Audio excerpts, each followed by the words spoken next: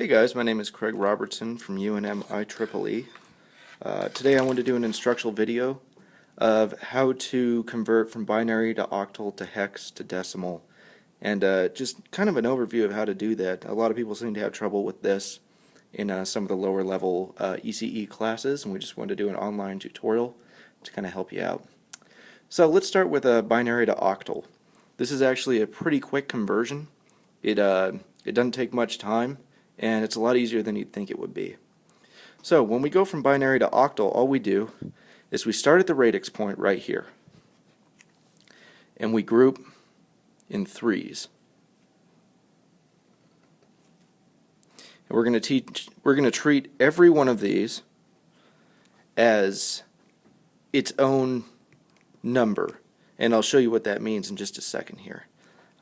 It's pretty simple. Octal is just it's a base 8 number system, and we're just going to take that from the base 2 number system. Since they're multiples of each other, we're going to make this pretty simple. So we know that 101 in the binary number, we're just going to look at this one right here. So 101 binary number is a 1, a 2, and a 3 place, or in a 4 place here, right?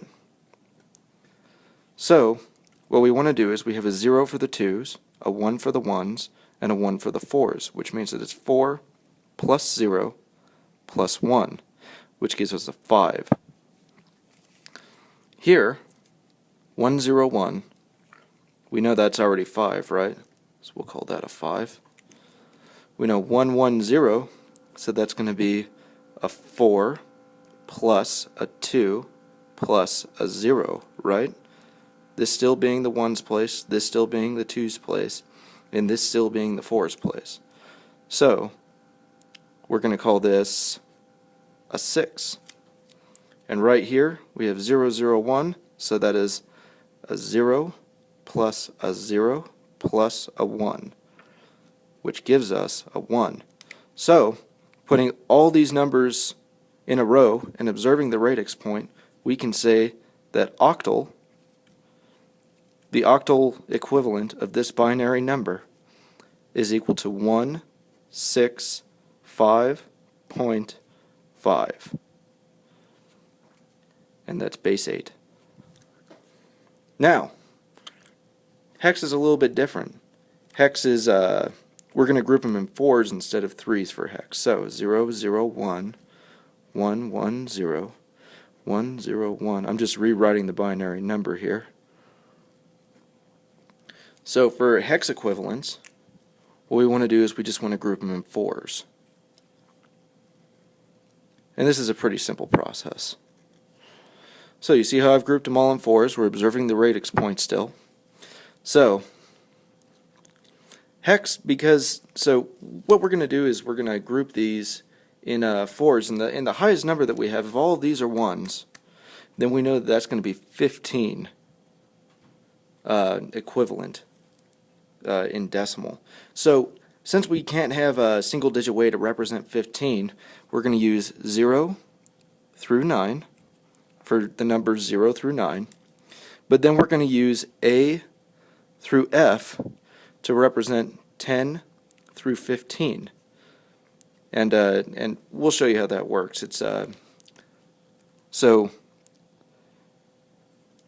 the table would be 0, 1, 2, 3, 4, 5, 6, 7, 8, 9, 10, 11, 12, 13, 14, 15, and this is the base 10 numbers. And so what we're going to do is we're going to show an equivalent number for that in base 16. So base 16. And we're going to call that 0, 1, 2. See how they're the same when we start out. 3, 4, 5, 6, 7, 8, 9. But here we have two numbers, since it's a base 10 number system. Well, with base 16, we can represent that with just one symbol. So we use numbers from the Roman alphabet. So A, B, C, D, E, F.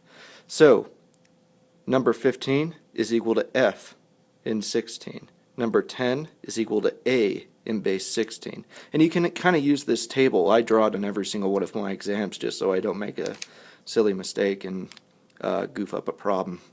So let's go ahead and change all these binary numbers and figure out what the decimal equivalent is. So there's our radix point. Let's start on this side. And let's say this is the 8th place. And then this is the 4th place, so that's going to be plus 0 times 4, right? Plus 2 times 1 plus 0 times 1, right?